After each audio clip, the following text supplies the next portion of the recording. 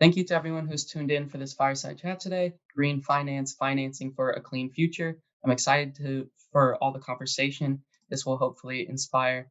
Hopefully, any students listening will be able to take away some great advice for their future careers. My name is Peyton Lindigan, and I am a current UNC student serving as an intern for the IE Clean Tech Corner under the direction of Kirsten Williams and Dr. Greg Ganji. As a disclaimer, we will be recording this fireside chat today. And without further ado, I would like to introduce our speaker for today, Doug Beebe. Thank you for taking the time to be here today and have this talk with us. Could you give us a brief introduction about yourself and Key Equipment Finance?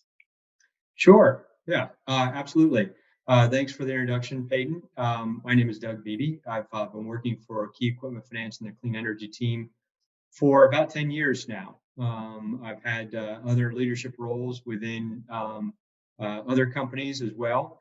And, I've had, I can actually can switch to some of my background here. I'm sorry. I had a BA in Economics and International Studies from UNC. I've also done some solar coursework at. I've also woven my interest in solar in my personal and professional life. So I got involved with a local nonprofit, the Georgia Solar Energy Association, about 10 years ago, and was their chair back in 2011. And the different roles I've held working for GE in their electrical business as well as GE Capital. I work for Citibank and Deutsche Leasing, doing just more kind of plain equipment finance, construction equipment, manufacturing, and then saw that I could transfer those skills into the clean energy work that I wanted to do. So that's a little bit about me. Great, thank you. And you may have to switch back to presenter mode again. Yeah, I think you're right. There we go. Thanks. There we go. Awesome.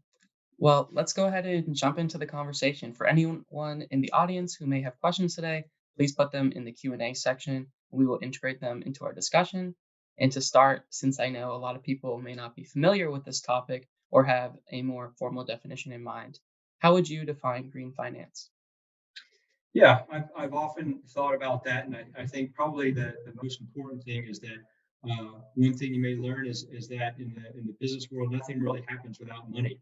And so, in order to make green technologies and the ability to fight climate change a reality, you have to put money towards it. So, green finance is really financing a lot of the technologies, proven and unproven, and there are different types of finance companies that do that in order to promote green technologies. I think that's how I would define it. Awesome. Thank you. So, to backtrack a little bit and to talk a little bit more about your background, how did your experience at UNC specifically impact your current profession in green finance? So, in a lot of different ways, UNC, I think, as with everybody who attended or attends UNC, has a tremendous impact on everybody that's there, and really laid the foundation for what I was going to do in my career. I think probably more importantly, my economics degree helped a lot as far as providing that basis for what I wanted to do in the working world. While I didn't work in economics specifically, it really gave me a good understanding of the overall economy and the business world, which allowed me to get into the various roles that I've been in. And then beyond UNC, being able to participate in things like this, to provide some guest lectures in the past, as well as meeting people in the solar industry right now. There are a lot of people that attended UNC or attend UNC that are in the solar industry right now. So I think UNC has given me that background and that network of people to connect with in order to help promote green energy. Great. So, knowing that a majority of our audience is most likely UNC students, do you have any career advice for UNC students who may be interested in going into green finance? I do. Yeah, I think first off, I wish I would have had these opportunities when I was coming out of school, because I took, as you can see, a kind of a circuitous route to get where I am. I think really take a look at all your options and really think of what kind of impact you want to make in the world. I think when I first came out of school, it was during a recession. and I would take pretty much any job I could get, just because it was hard to find jobs. I found a job, but I think it's important to know that there's like no bad jobs out there. Whatever you take, you can use that experience and carry it through. My first job working with GE's electrical business, I had no technical background, but I learned that at GE, and it allowed me to learn things about what I'm doing now. I'd always wanted to get into finance as well. I didn't have a finance background, it was economics, but GE Capital taught me the world of finance. So I was able to get into these roles, which were largely entry level, but it gave me that foundation for what I wanted to do in the future. Always wanted to get involved in something to do that had a positive impact in the environment. And once I saw that there was this uh, clean energy wave coming by, and I wanted to be there when the tipping point hit. And it's already hit. So we've seen this tipping point a few years ago. Back when I started this job, maybe 10 years ago, it wasn't quite there yet. Now that there's just tremendous momentum, regardless of what policies are in place or who's in the White House, that seems unstoppable. And I think probably the most important thing is just to think about what type of impact you want to have, what path you want to take, and then find a job that is close to what you really want to do. And even if you don't, see what you can get out of it so you can build on that to get to that career that you really want. Great. So to continue a little bit with talking about like your past work experience is which of your past professional experiences helped fuel your career towards green finance, and what did you do more specifically in those positions? Sure.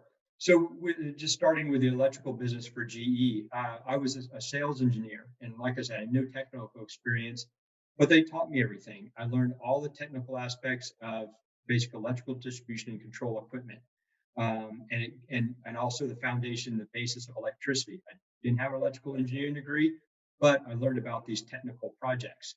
And then, as GE likes to do, and I might also add that when I came out of school, GE was someplace people really, really wanted to work. Now it's not necessarily the most favorite place people want to work. They see that as a company that has changed a lot. It's still a great company. I learned a lot there. I met a lot of great people, but these my experience there in the electrical business as well as in GE Capital learning finance allowed me to combine that for the next step. Then at Citibank, I got into construction equipment financing, something I wanted to do, things like earth moving equipment, cranes. And then that allowed me to, during the last recession of 2008, start working for Deutsche Leasing, a German company who kind of broadened what I was doing in equipment finance, but also they had a group that was doing clean energy finance, specifically solar. As you may remember or may know, Germany was the leader in solar deployment. They were doing it when it was really cost prohibitive, but they decided to subsidize that industry. And so the German leasing company really wanted to finance solar projects. And so I started dabbling in that as I developed my personal interest in that. And so it turned out they weren't going to commit as much to that industry that like I wanted to. And then I saw some press releases from Key Equipment Finance and that of projects that I really thought were interesting. They were doing solar projects at major universities. We had one at Princeton, some at Rutgers, some of the largest solar projects that I had seen. And so I just picked up the phone and called the person who wrote the press release and told him, hey, I really like these projects you're working on. Do you need some help? And so a year later, I ended up working for Key Equipment Finance. So each step along the way laid the foundation for what I wanted to do, whether or not I knew it at the time. I knew that each of my jobs was important, and that I poured my 100% into it, and ended up where I really wanted to be after kind of a longer route. And like I said, I think there are a lot more options open to grads now where they can jump right into the clean energy industry, whether it be in finance, working in technical areas, working for a smaller private company. I think the options are endless right now. Yeah. Thank you for sharing that. I think that would be very insightful to see that ladder continuing to go up towards clean energy. So to jump off of that and to talk a little bit more about key equipment finance, how does your current position with them relate to the green economy? So we have a whole business devoted to clean energy, and I'll just maybe flip back to a slide here. Of Key, and maybe even kind of back up to what Key is all about. We're one of the 11th largest banks in the country, and it may be a bank that people in North Carolina necessarily are familiar with, just because there are branch banks in North Carolina. We've got branches in other states, but we're not the largest, but we're not the smallest. And so we've been in business for over 190 years. And as you can see, we're a very strong bank. I won't read all this information on here, but we're a traditional bank that has decided to do something what a lot of banks consider non-traditional, get into the clean energy business.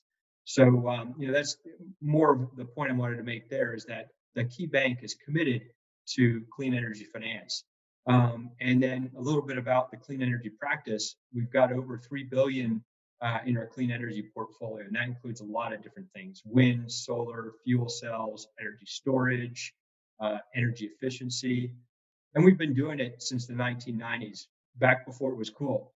And so I think been able to develop that and get into more industries, as well as understanding the next cutting edge. What's next?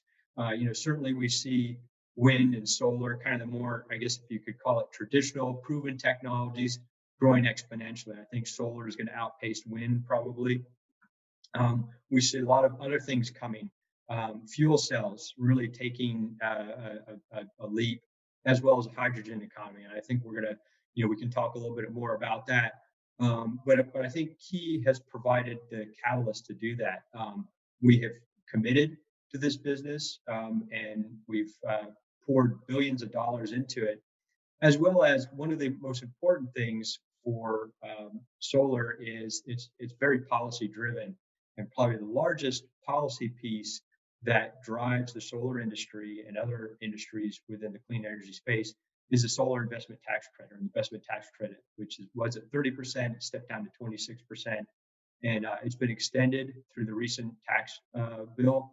But what it allows Key to do is we're able to take those tax benefits of the solar investment tax credit, or ITC, as well as depreciation, and use that to reduce the lease payments for our clients even further. So we're able to take current solar policy and adopt that to clean energy finance. Interesting. So you mentioned tax credits a little bit. Could you talk maybe a little more broadly, but also about solar as well, how tax credits, rebates, grants, and other financial advantages affect the green economy as a whole? Yeah, absolutely. I think if you look at the fossil fuel industry, and probably most importantly, to say that every energy source is subsidized, whether it be through tax cuts, tax breaks, rebates, credits, whatever it may be, from coal, natural gas, nuclear, and then clean energy, of course, is subsidized. So I think the clean energy industry has needed these incentives, whether it be on a federal or state level, in order to grow, to give them kind of a level playing field. As with all new technologies, I think you can argue that some of these technologies have been around for a long time, but they're really now just starting to take off. But I think public policy has played an important role in making this happen. And at the federal level, like as I mentioned, the 30% investment tax credit, that's really allowed this business to take off. And then each state has adopted either their own incentives, or they've come up with a clean energy policy that requires a clean energy standard or a renewable portfolio standard that makes sure that utilities have to generate a certain amount of clean energy each year as a percentage of what they took the total generation. And if they don't, they have to pay fines. And so that's driven other policies like rebates. In the state of New York, there are what they call NYSERDA rebates, which is up to, say, 10, 15% of the project cost, in addition to the 30% ITC and the depreciation. then other states have renewable energy credits that can be earned through producing clean energy. And what that's allowed each state to do is encourage solar or other clean energy development in their state. That's been expanded beyond solar to fuel cells. Wind has their own type of incentives, and there are efforts underway to get that for energy storage, like lithium-ion batteries and other technologies. So public policy, tax credits, rebates at the federal and state level has played a huge role. And what it's done is it's driven business in those particular states, and not only help clean energy, but help the economy there. It's given jobs to people to get into the solar industry. Now, one statistic is that the solar industry jobs have outpaced jobs in the coal industry. So we've got many more people working in clean energy, specifically solar, than we do in some traditional fossil fuel industries. Great. Thank you. So Sure. now that we've talked about like what influences these projects, can you tell us some more about the projects you're currently working on? Sure. Yeah. I think right now, I think there is a wave of popularity for a lot of different types of groups to do clean energy projects. Schools want to do it, corporate entities, utilities. I think there's a lot of tremendous public pressure for people and other entities to do this type of adopt this type of clean energy. Some of the projects I'm working on right now is school district projects. So recently we financed a project where a group of school buildings would put solar on the roof. One of our developers would own and operate the solar array and sell the power back to the school at a rate lower than the utility. So we were able to incorporate some New Jersey incentives, the renewable energy credits, as well as the solar investment tax credit, in an effort to make the economics work for the project. Another project we're working on is at a large corporate campus in New York, where the system's being built on the corporation's property. The owner of the system, our developer, is selling the power to the corporation at a lower rate than the utility. And they're able to do that through a combination of the New York rebates that are offered through the NYSERDA group, the tax credits and depreciation, and our financing. So those are a couple others. I'm actually based here in Atlanta. We're working with a project here with an energy co-op, where similar to these other projects, our client developer is owning the project and they're selling the energy back to the co-op at a reduced rate. So what that allows all these either corporations, school districts, or utilities or co-ops, it allows them to take advantage of the benefits of clean energy, and as well as making it economically feasible. So that's part of what the financing and these incentives allow them to do. Yeah, could you go into a little bit more detail as to how key equipment finance decides which projects are worth financing? Sure, I've got a slide on that. So we try to finance probably the projects with the best economics. There's right now tremendous demand for clean energy finance, and we have to balance the need of our clients with trying to also make sure they're profitable projects for the bank. So some of the things we look at is we look for investment grade credit. So we want to make sure that they're the top quality credit for projects. The investment grade is based on Moody's and S&P ratings.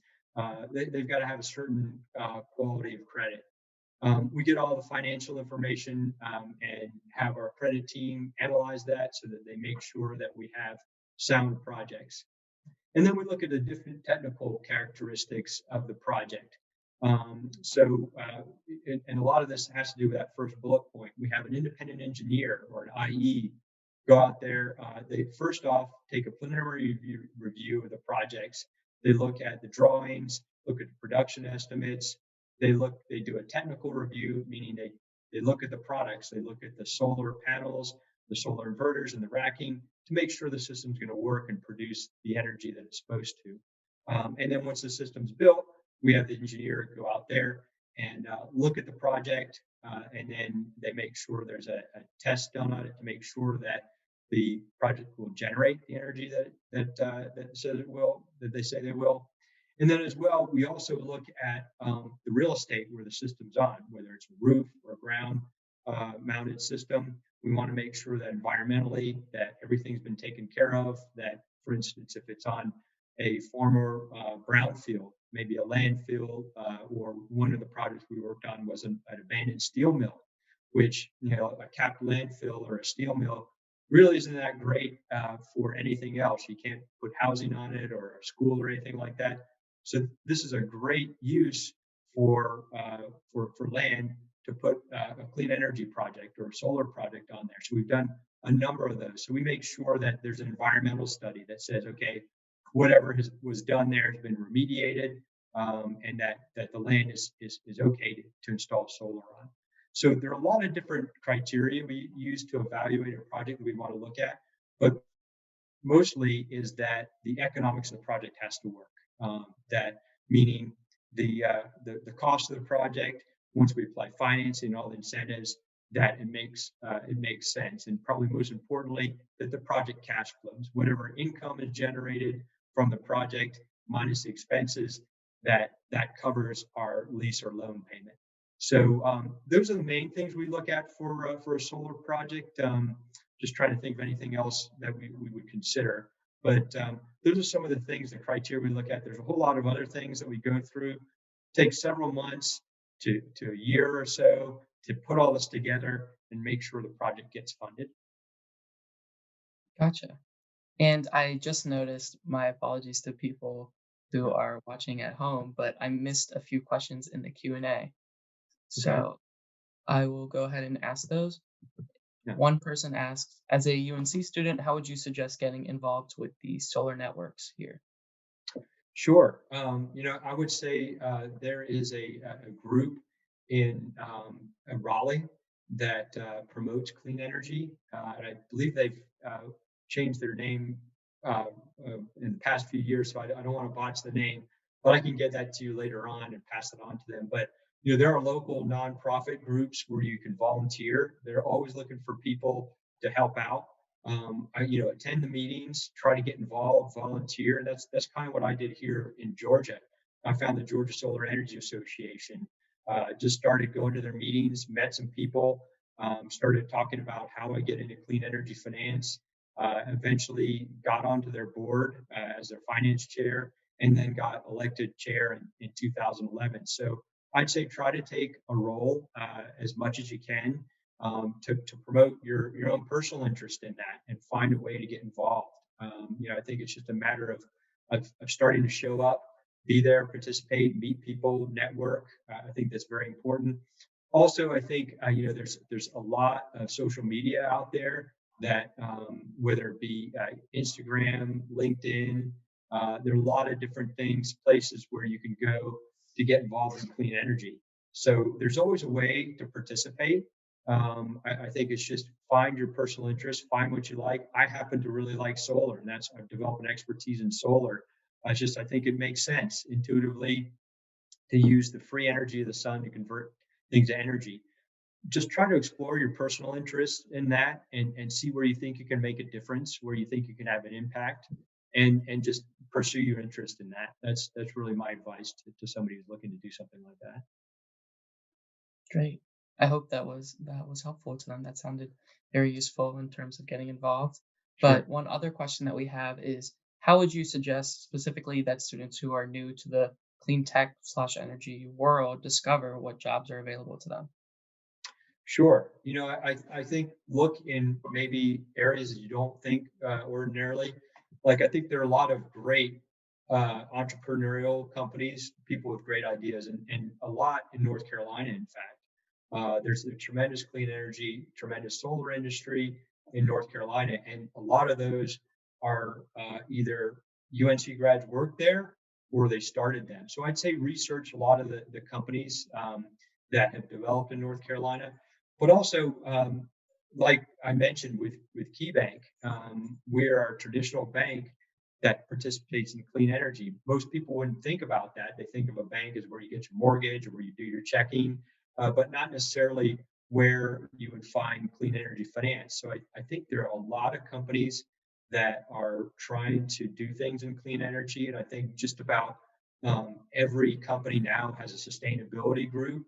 So if that's where your interest lies, we have a big sustainability group within Key that we want to make sure we're doing the right thing, that we try to pursue those goals. So I think there are a lot of different avenues you can take to get into the clean energy business, either directly or indirectly.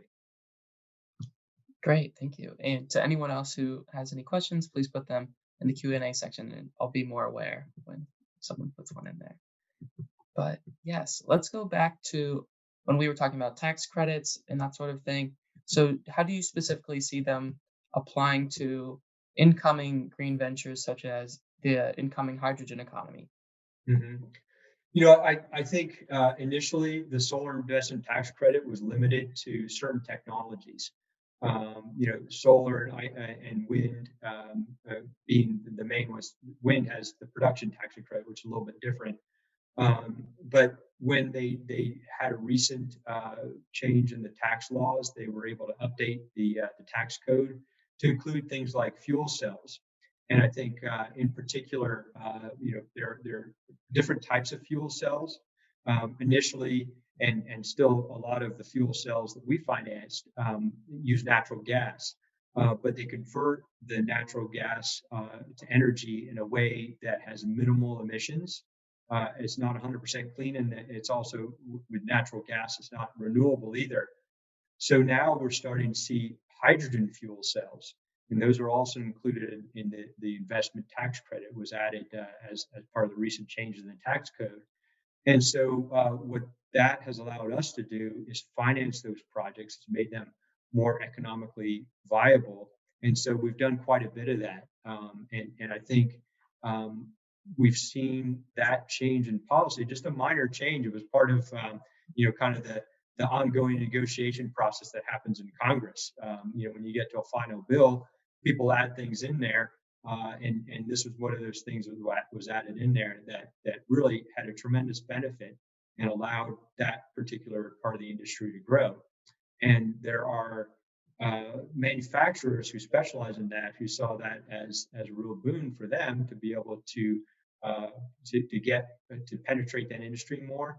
But it also allowed certain commercial entities, probably I really can't say names because there's some confidentiality around some of the projects, but large retail organizations who really feel that clean energy is the way to go. They have clean energy goals as well, and this has allowed them to develop these clean energy projects as well.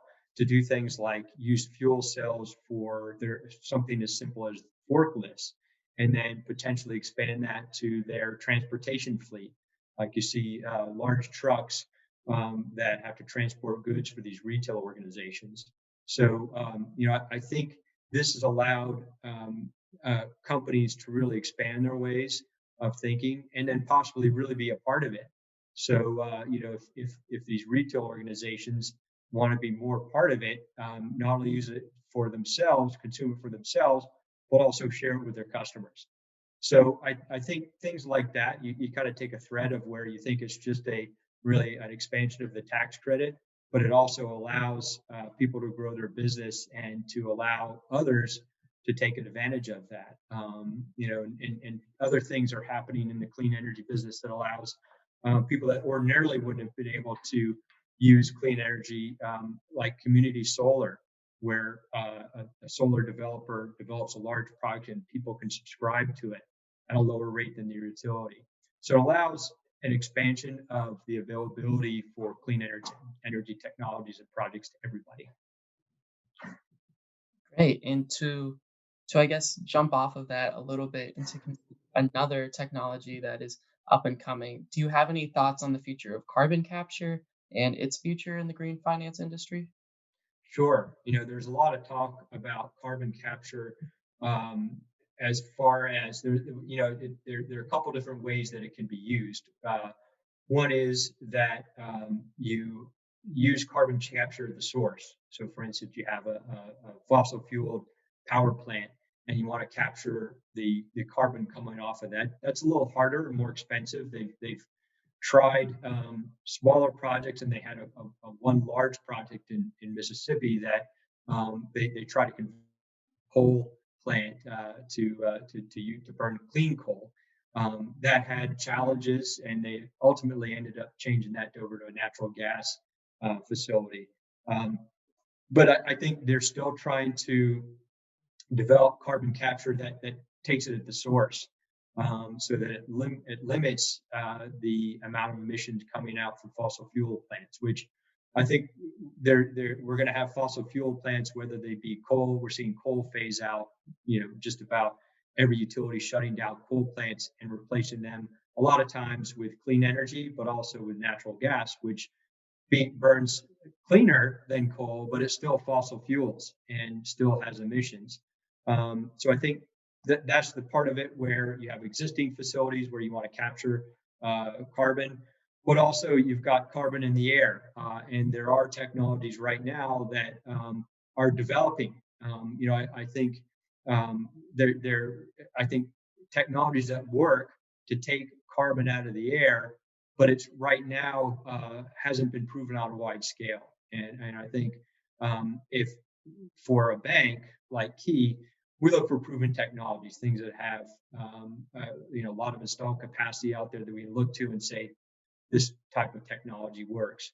So a lot of great ideas to take carbon out of the air right now, but there are other implications that if you take carbon out of the air, how does that impact things environmentally? Does it have other effects that weren't necessarily anticipated? So I think there's a lot of discussion around that and how to finance it. How do you finance carbon capture technology? Is it really just an equipment finance play where you try to finance that type of equipment, or the type of service contracts that go along with trying to get carbon out of the air or eliminate it at the source? So I think there are a lot of good ideas around that. I think it's very early on with carbon capture technology, something I personally love to see grow and see have the ability to finance that as well. Great. Thank you for talking a little bit about that. One other question from the chat: has your company financed any floating solar projects, or do the finances not add up yet? Yes, we have finance. We just finished our first solar project in California. So, one of my colleagues worked on it, but it was interesting because there are a lot of different technical questions and concerns that we hadn't really anticipated. And I apologize for the phone in the background. I meant to shut that off. But yeah, it was a very interesting project. I was involved on the periphery just because my coworker was involved in doing that. But that was the first one we've done. And ordinarily you think, well, water and electricity doesn't mix. So that was one where we had to pay special attention when we did the independent engineer process. And it was fairly, I think our independent engineer had looked at some of those projects. But so what it did, it allowed, and this is typically how the projects evolve within Key. When we started back, 10 years or so ago, just really beginning this business in our group, it was we really had to get used to different ideas. First, we just wanted to do direct financing these solar projects for people who own the projects. Then we expanded it to financing power purchase agreements, and we take sometimes small steps, sometimes giant leaps. And floating solar was one of the I thought was a giant leap as far as it's still isn't widely deployed. It's been done probably a lot more in Europe where space is more of a concern. And now we're seeing this one in California where California, of course, space is a concern there as well. But we saw this project with one of our developers, a longtime developer partner that we wanted to make sure happened. And so we were able to, protect our asset as well provide financing for something that we had not done before. So I expect we're going to do more of this, but we learned a lot as we did this project. So the answer to the question is yes, we financed one so far, and I think we anticipate doing more. Interesting. One question is, what are some ways the clean tech industry is working towards diversity and inclusion in the workplace? Yeah, I know that's really been a huge topic with Key, and we've done a lot of different things. We've worked to substantially fortify our diversity inclusion groups, make sure everybody's aware. We talk a lot about that. I think one way to include more people that has happened more kind of the developer level and at the state level is we've seen the expansion of community solar projects that target low and middle income customers. So prior to a lot of this wave of community solar, a lot of the projects were focused on utility scale. So they make these huge utility scale solar projects, and kind of downstream, most of their customers, utility customers, were able to benefit from it, but not necessarily directly. So what community solar allows them to do, the states have incentivized these community solar projects where a developer builds a project not necessarily connected to uh, where the end user is. So, for instance, if you have an apartment complex, you can't put a solar project in for your apartment building necessarily. So they may find a remote solar project where they can sell those credits to this project and allow them to sell the subscriptions to low and middle income people at a rate lower than the utility. So those have been incentivized and subsidized by certain states. I know New York's doing a great job with that right now. Massachusetts, New Jersey's coming up with some programs. Maine is coming up with some programs, and what they're really trying to do is provide more um, uh, influence on those projects and try to encourage developers to build projects where low and middle income people can subscribe to them.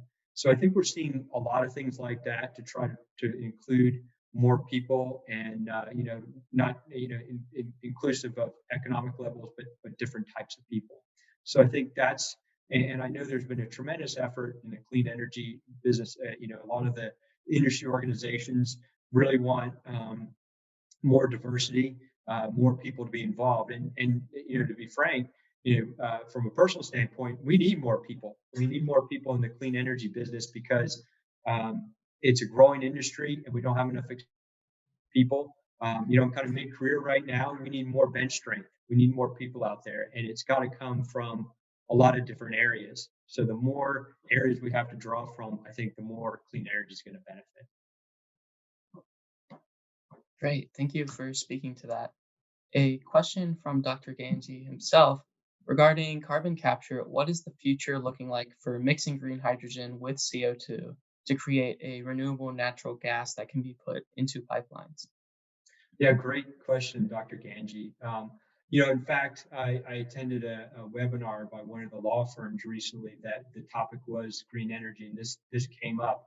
And so there are a lot of considerations right now, and the good thing is that everybody's thinking about this. And on that call, one of the California utilities was on that because when you think of something like that, it's a new technology trying to come up with a new fuel. And I think we've always seen kind of hydrogen as the fuel of the future, and it will always be. But now I think there's a lot more push behind that, a lot more momentum for the green hydrogen to become a reality. And so, with respect to the utility, they were talking about, well, how do they transport it? Do they have to change their pipelines? How do they store it?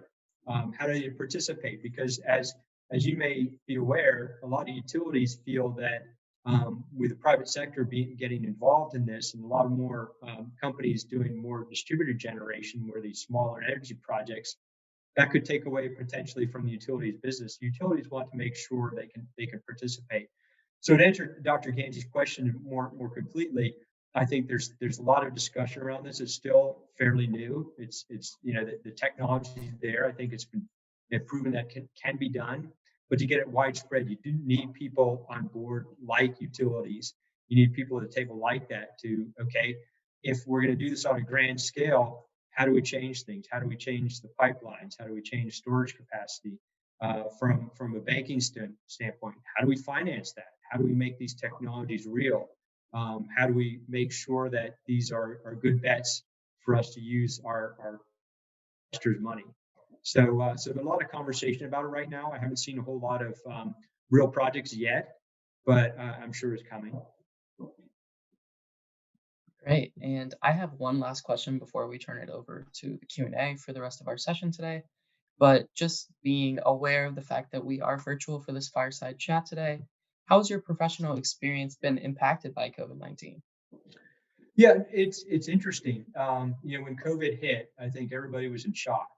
I mean, I think it probably shouldn't have been a huge shock to everybody. I mean, we've seen other countries go through similar pandemics. We won't necessarily think that we're immune.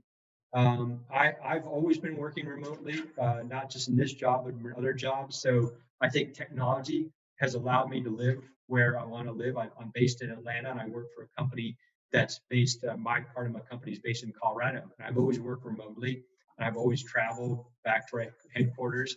Um, and when COVID hit, we do have, as a bank, we have to have plans in place that if something happens, that we can still continue to operate. I mean, it's vital that people that banks are able to operate.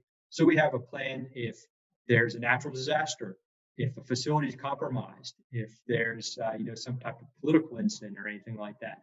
We've got a plan for everything. And so most of the people I work with have the ability pre-COVID to work from time to time.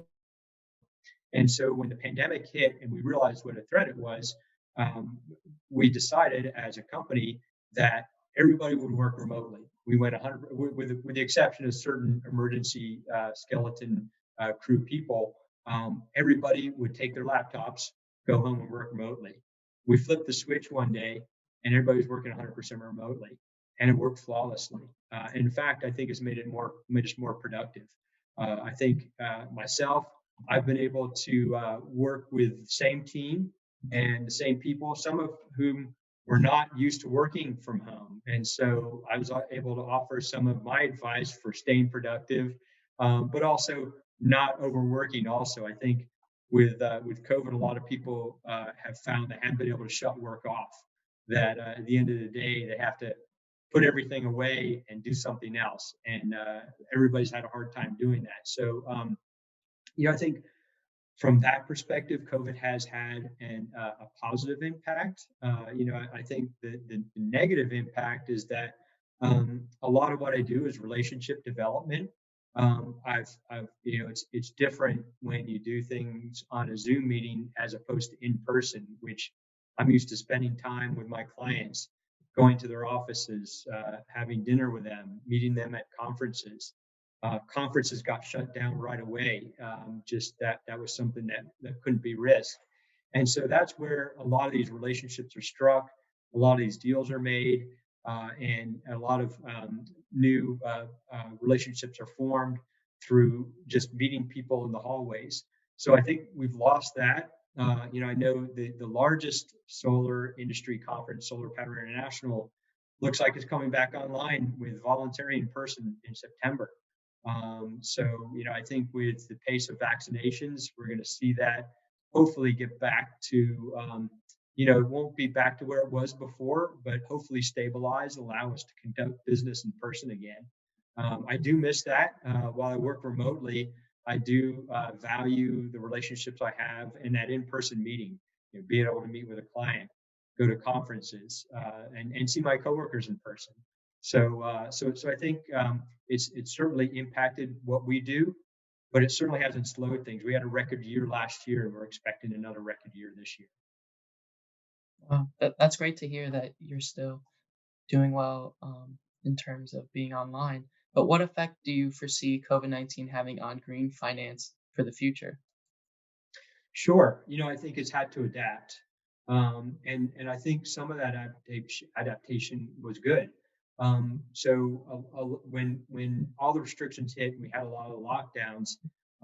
What it did is it allowed the contractors, the installers who build these systems, to adapt to it. So, if you ever seen a picture of a solar array, you see that they're huge projects, and it allows people to work with some distance. And so people could physically distance, and allow them to be able to complete these projects with physical distance. I think it's allowed um, these developers to also do things they hadn't done before.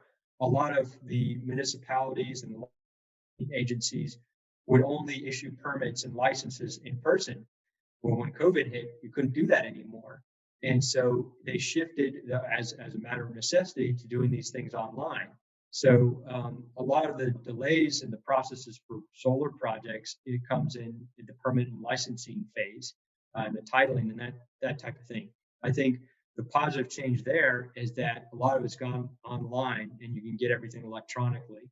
So I think there's been a tremendous positive impact in the way they build these projects, in the way they get them permitted, also in the way that we finance them. I think that's has allowed it to accelerate because now everything's 100% remote, 100% electronic.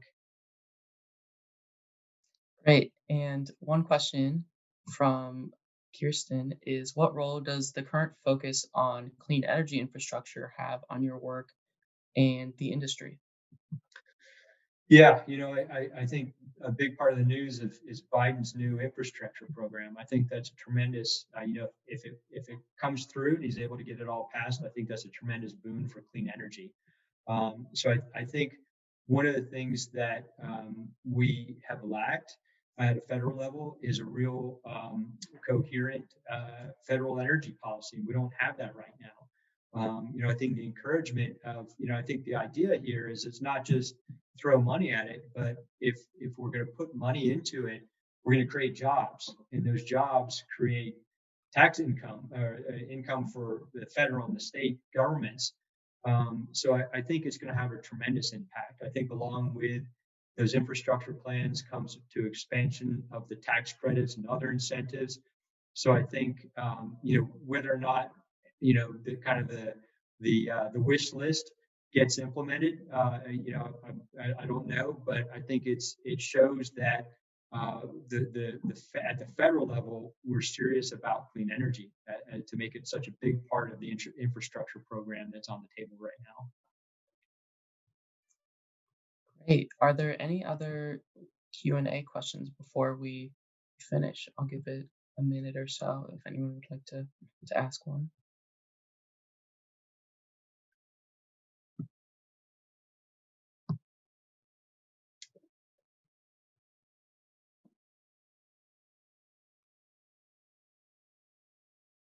Yeah, and if there aren't any other questions, I just kind of like to leave with this. I think a lot of the people on here are either going to be graduating soon, or maybe have a few more years. But as far as the clean energy goes, we need people in the clean energy business. As I mentioned, we need more bench strength. People like everybody that's coming out of college right now, smart people from UNC. And again, I would stress, try to find out how you can make an impact. Find a job and where you think you can make an impact. Really follow what you want to do. Get involved not just on a personal level, a professional level, but also on a personal level. Become personally invested in what you do, and that's what I've done. I've been able to weave my personal interests with my professional career, and it's makes the job ultimately fulfilling. So I'm glad to be able to do what I do. Great. Well, thank you to everyone who has made it to today's fireside chat. I hope you found it as fruitful as I did. Before we close, Doug, is there anything you would like to plug or share? No, I think leave it with what I just said. I really think we need more people like UNC grads coming out of school right now. There's a tremendous network of UNC people who are already involved in clean energy, who I'm sure would love to hire freshly minted UNC grads. So, certainly find out what you really want to do and then pursue it. Definitely. Great. Thank you all again for joining the IE Clean Tech Corner Fireside Chat. Special thanks also goes out to Doug Beebe for participating. For more information about our upcoming events, please visit our UNC IE Clean Tech Corner website. Thank you. Thank you.